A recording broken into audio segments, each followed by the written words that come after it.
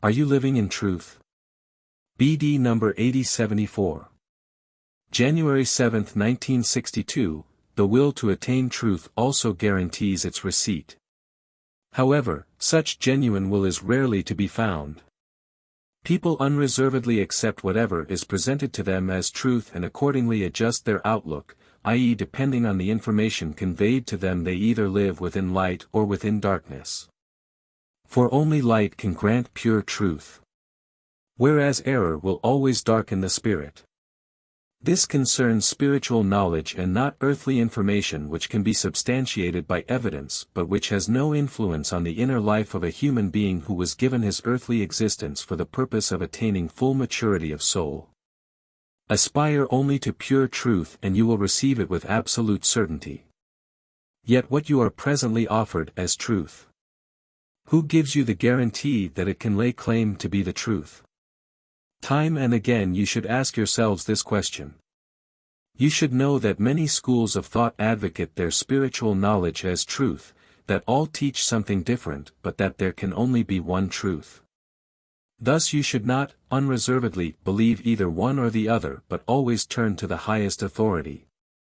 To the eternal truth himself. You should turn to the one who is in charge of everything, who has created everything, who is supremely perfect, who knows all and who is love himself. Who therefore also wants to give light to you, his living creations, because he loves you. Who truly did not create the beings in spiritual darkness but did not prevent them from striving towards the darkness of their own accord by following the prince of darkness, Lucifer, into his realm. But he who gave you life does not want you to remain in darkness. He wants to give you light which you can accept from his hand at all times. He is always willing to illuminate your thinking and provide you with clear insight regarding all questions you might have, regarding the reason and purpose of your existence. And if you are taught by the eternal truth itself, it cannot impart anything but the purest truth to you, and then you will also be able to believe with conviction. You will know that you live in truth. You can be absolutely certain that the truth will be granted to you providing you earnestly desire it. This is the first requirement, for if a person acknowledges God as the eternal truth, he will also approach him directly and appeal to him for providing him with the truth. Thus he consciously opens himself to the ray of light. He establishes the bond which is the purpose and goal of earthly life, which once was voluntarily interrupted and thus resulted in the being's fall into the abyss, into darkness. The fact that the human being consciously opens himself to be illuminated by God's love also means that his lightless state changes into a state of light. And then the human being will receive the kind of knowledge which hitherto had been concealed from him. You humans can be assured that this process is possible and does happen.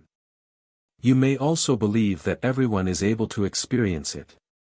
But not everyone can meet the necessary requirements which, however, only limits the direct receipt of truth and not the indirect supply of pure truth. For truly, everyone who desires the truth will receive it.